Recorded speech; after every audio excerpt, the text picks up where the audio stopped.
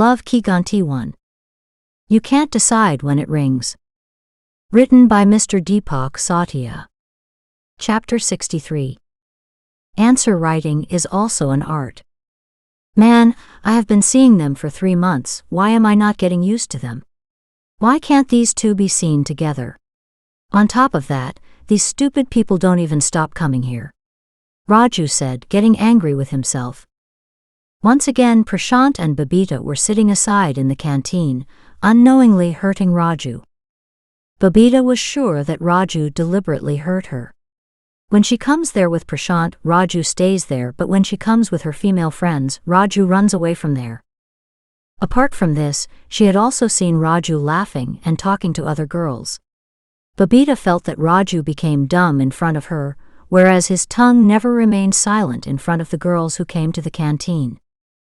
I wish he had known that after being scolded by Uncle Mathur, Raju had started talking to girls with great effort the way he used to talk to boys. Uncle Mathur was silently expanding his business by using Raju's charm, while Babita did not like Raju talking to any other girl. Although she did not even talk about it to herself. Raju did know that he got irritated seeing Babita with another boy, but Babita did not know that she got angry more at Raju when she saw Raju talking to any other girl. If Babita had talked to herself, she would have understood that the reason for this insecurity was love. All the true lovers of the world suffer from this insecurity all their lives. On the other hand, Gurikpal and Ashish had crossed all limits of shamelessness and had come and sat in the canteen openly after arranging the arrangement based on money. They were sitting opposite Babita and Prashant. Raju was getting irritated with all 4 of them. On top of that, he also had to concentrate on work. Ever since he started talking to girls, the sound of Raju was heard from everywhere. The canteen owner was happy with Raju's increasing popularity, but his other employees were becoming irritated with Raju. The thought that Raju had about Prashant was the same thought that Raju's colleagues had about Raju.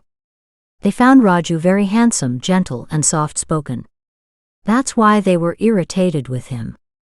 Raju used to sit alone and think that if only he had the same popularity in the hotel, he would have received a tip of more than 500 rupees every day.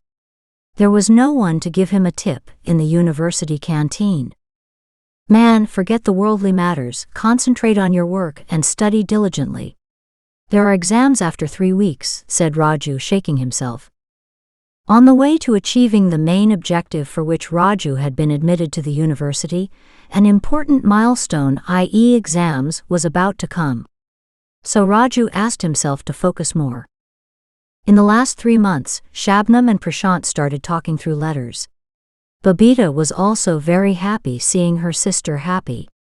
She was also studying hard, and after taking a short break from studies, she used to go to see Raju to get refreshed. Raju also used to study diligently, but whenever he saw Prashant with Babita, his mind got disturbed. His anger increased on seeing his old friends. Raju was unaware of the intentions of his old friends.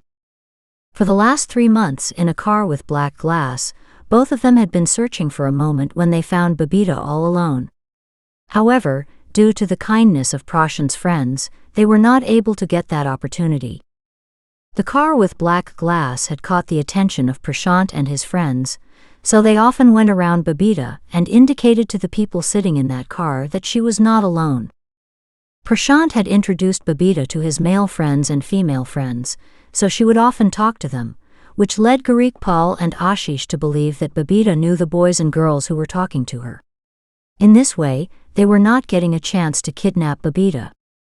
Often both of them would go inside the university, under the influence of lust. They had no fear of the submissive Raju. On such occasions, when Prashant and his friends would think of beating both of them and driving them away, Prashant's female friends would stop them by saying, unless they do any misbehavior with Babita, saying anything to them would mean defaming Babita unnecessarily. Hearing this, Prashant and his friends would stop, due to which Gurikpal and Ashish slowly kept coming closer to Babita. They also felt that if poor Raju could trap Babita, whereas both of them were rich, they would also trap Babita. But Babita never even looked back at them. Raju was exercising as diligently as he was studying. He remembered well the night Garikpal had thrown him like a toy from the roof of the gym. He knew that Satan had attacked him that very day. He wanted to make himself so strong before the next attack of Satan that no one could pick him up and throw him like a child's toy. Exams were very near, so Raju took a week's leave from the canteen and stayed at home and started studying the whole day. 3 days before the exam, Uncle Mathur forcibly called him to the canteen for an hour. Raju reached the canteen while studying on the bus. He saw Babita in front of him. Before Raju could run away, Babita called him. Raju stood with his head bowed. "I don't have much time, please come and sit here." Saying this, Babita sat on the chair. Babita took out a notebook, 3 color pens, and a scale from her bag. Surprised to see all this, Raju went and stood near her. "Please sit down, it looks weird," Babita said softly, and Raju quickly went and sat down. "Sorry," Raju said immediately because he felt that seeing his agility, Babita might have noticed the filth of his mind. "The paper checkers do not have enough time to read your 5-sheet answer. Therefore, no matter how good the answer you write, you will not get high marks." Babita had just said this when Raju interrupted her. However, Raju had no idea what Babita was going to tell him. When he heard a strange thing, it came out of his mouth automatically. What difference does it make? It is not at all necessary that the person reading the answer should read the entire answer. What is important is that I know the complete answer. Raju said, interrupting Babita. "You are half right. I mean, the important thing is that you know the answer. But the degree will be made based on those marks which will be given by the teachers who check the answers. Therefore, it is important that we write the answers in such a way that the teachers feel like reading them, and they also feel that they are checking the paper of an intelligent child." Babita surprised Raju by saying this. Raju also understood what Babita was going to tell him. He left aside love and remorse and started understanding Babita's words with full attention. First, write the introduction with a black pen, and then underline it with a red pen. By doing this, the answer sheet also looks beautiful, and even if the checker is sleeping, he can still see what the paragraph is about. Babita said, and Raju stopped her. "I have brought a book, but not a copy pen. Can I have a sheet and pen? If it is not there, I will get it from Uncle." Raju asked. "You take this sheet with you," said Babita. "Written by you." Saying this, Raju's eyes became big. "Yes, my writing is done." While speaking, Babita's eyes also became big after seeing Raju's big eyes. Both of them remained like that for a few seconds. If Uncle Mathur had not raised his voice, then it was certain that both of them would have kissed, because due to the orgy of hormones, both of them had become Arjuna and had forgotten the worldliness. "You have come, this girl had called you," Uncle Mathur said, and both of them came to their senses. Raju nodded yes, and Babita bowed her head. As momentarily as Uncle left, both of them took a deep breath because they had not breathed till some time ago. "Peepaw. Pay attention." Saying this, Babita started writing and wrote Raju's name on the sheet. Seeing this, Raju started laughing. Then he quickly said sorry. Babita scolded herself and said sorry to Raju and immediately deleted his name. Raju felt very bad. But he did not let Babita know about this. So the introduction has to be written first, should written after the introduction? Raju asked while making Babita comfortable. Hearing this, Babita really became comfortable. After the introduction, you have to write the definition. You have to write down the definitions given by as many people as you can remember. After that, you have to write your definition as per your point of view, said Babita. But I am not a big man whose definition would interest the paper checker in reading. Raju gave a valid argument. No, the paper checker reads the definition written by the child every time. To be honest, in your answer they will read the definition written by you most carefully. When the checkers read the definition given by the child, They come to know whether the child has come by rote or he is writing the answer after thinking. Babita once again surprised Raju by saying this. Raju also raised his hands to clap but calmed down after clapping slowly once. On this occasion, Babita restrained her happiness with great force.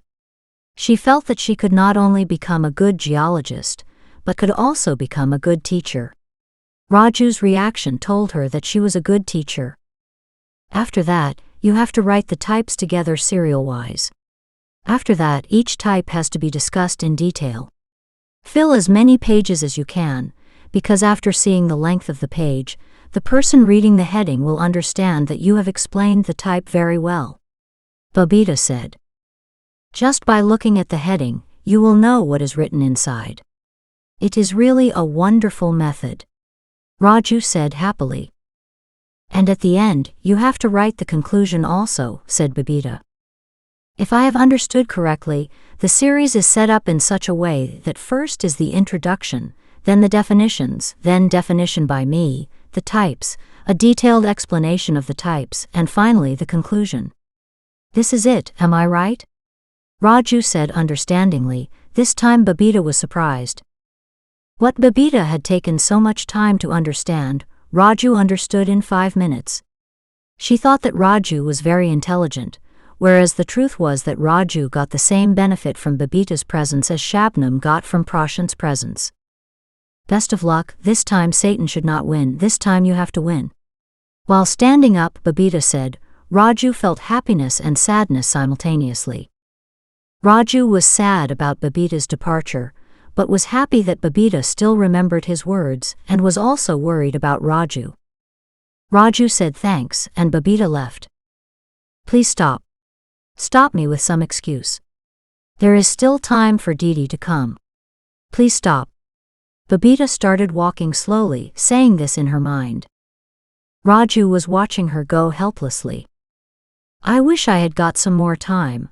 I could have given it to you. I have to give something to Babita. Hey, what is it? Come on, remember, what was it? Saying this in his mind, Raju started looking around, because there was something present here which he had to give to Babita. Plate, spoon, glass, eggs. Oh no, I do not eat eggs. Babita, I am a pure vegetarian. I do not eat eggs. I have been a vegetarian, even before Darshan Bhaiya told me. Hey man, what did I have to give? Tongs, bread, knife, oh yes. Saying this in his mind, Raju went inside the canteen and took out a dirty cloth, hiding it behind a pile of cardboard. There was a knife in that dirty cloth.